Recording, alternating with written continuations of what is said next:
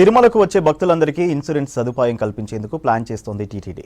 సాధ్యాసాధ్యాలను పరిశీలించి అమలు చేయాలని యోచిస్తోంది. దీనిపై ఇంకా క్లారిటీ రాకపోయినా పాలక మండలి అధికార వర్గాల్లో మాత్రం పెద్ద ఎత్తున చర్చ జరుగుతోంది. అయితే రోజువారీగా కొండకు వచ్చే భక్తులకు బీమా కల్పించడం సాధ్యమేనా? దర్శనం టికెట్ గానీ టైమ్ స్లాట్ టోకెన్ గానీ లేకుండా వచ్చే సర్వదర్శనం భక్తుల సంగతి ఏంటనే వాదనలు వినిపిస్తున్నాయి.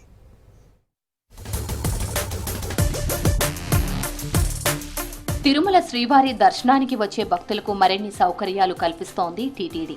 కొండకు వచ్చే భక్తులకు రానున్న రోజుల్లో ఇన్సూరెన్స్ సదుపాయం కల్పించాలని యోచిస్తోంది దేవస్థానం. నిత్యం శ్రీవారి దర్శనం కోసం 70,000 నుంచి 1,00,000 మంది వరకు భక్తులు వస్తుంటారు. అలిపిరి, శ్రీవారి మెట్టు మార్గం, ఘాట్ రోడ్లు, క్యూలైన్ల ప్రదేశాల్లో అప్పుడప్పుడు ప్రమాదాలకు గురి కావడం, ఆకస్మికంగా అనారోగ్యం బారిన పడడం, నడక మార్గంలో అడవి జంతువుల దాడి వంటి ఘటనలతో భక్తులకు ఇన్సూరెన్స్ కల్పించాలని ప్లాన్ చేస్తోంది టీటీడీ.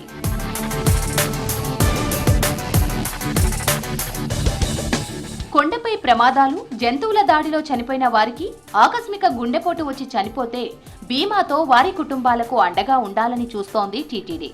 ప్రస్తుతానికి తిరుమలలో ప్రమాదం జరిగితే టీటీడీ 3 లక్షల రూపాయల వరకు చెల్లిస్తోంది. ఇప్పుడు అలిపిరి, తిరుమల మధ్య ప్రయాణించే భక్తులకు బీమాను కల్పించాలని యోచిస్తోంది. పెద్ద సంఖ్యలో వచ్చే భక్తులకు బీమా కల్పించే సంస్థలు, అవి వసూలు చేసే ప్రీమియం, దాతల సహకారం వంటి సాధ్యాలను పరిశీలిస్తోంది.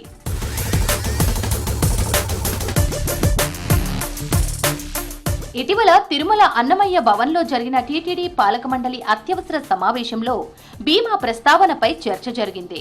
అజెండాతో సంబంధం లేకుండా తిరుమల యాత్రికులకు బీమా సదుపాయం కల్పించడంపై పాలక మండలి సభ్యులు, అధికారులు డిస్కస్ చేశారు. తిరుమల వచ్చి వెళుతున్న భక్తులు అనారోగ్యం బారిన పడినా, గాయపడినా ఇప్పటి వరకు ట్రీట్మెంట్ అందిస్తోంది టీటీడీ. అలాగే ఎవరైనా అనారోగ్యంతోనో లేక ప్రమాదాల్లోనో మరణిస్తే ఎక్స్గ్రేషియా తరహాలో ఆర్థిక సాయం చేస్తోంది. ఈ ఏడాది జనవరిలో తిరుపతిలో జరిగిన తొక్కిసలాట ఘటన టీటీడీని కుదిపేసింది. ఈ ఘటనలో చనిపోయిన వారి కుటుంబాలకు, గాయపడిన వారికి ఆర్థిక సాయం చేసింది దేవస్థానం.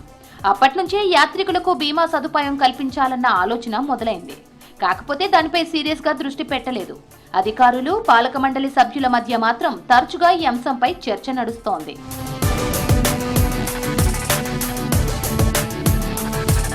తిరుమలకు రోజు 70,000 నుంచి 1,00,000 మంది భక్తులు వస్తుంటారు. వారాంతాల్లో, సెలవు దినాలు, ప్రత్యేక దినాల్లో ఈ సంఖ్య 1,00,000 దాటుతుంది.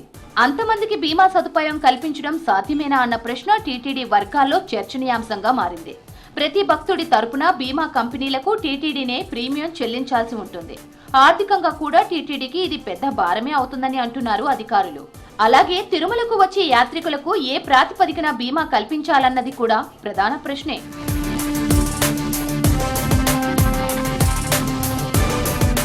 శ్రీవారి మెట్టు, అలిపిరి నడకదారులు, ఘాట్ రోడ్డు ఇలా 3 మార్గాల్లో యాత్రికులు తిరుమల వస్తుంటారు. ఈ 3 చోట్ల ప్రతి యాత్రికుడి వివరాలను టీటీడీ నమోదు చేయాల్సి ఉంటుంది.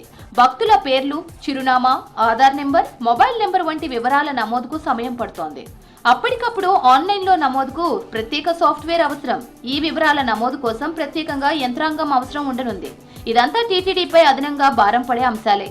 ఆన్లైన్లో బుక్ చేసుకునే భక్తులు, సిఫార్సు లేఖలతో వచ్చేవారు, టైమ్ స్లాట్ బుకింగ్ తో వచ్చేవారికి చేతిలో ఏదో ఒక ఆధారం ఉంటుంది. అయితే ఉచిత సర్వదర్శనం, క్యూలో వెళ్లే భక్తుల దగ్గర ఎలాంటి ఆధారాలు ఉండవు. అలాంటి వారికి బీమా కల్పించడం సాధ్యమేనా అనే చర్చ కూడా నడుస్తోంది. అయితే భవిష్యత్తులో తప్పకుండా ఇది ఆచరణలోకి వచ్చే అవకాశం ఉందని అంటున్నారు అధికారులు. పూర్తి స్థాయిలో కార్యరూపం దాల్చితే ఇది నిజంగా వరమే అంటున్నారు శ్రీవారి భక్తులు.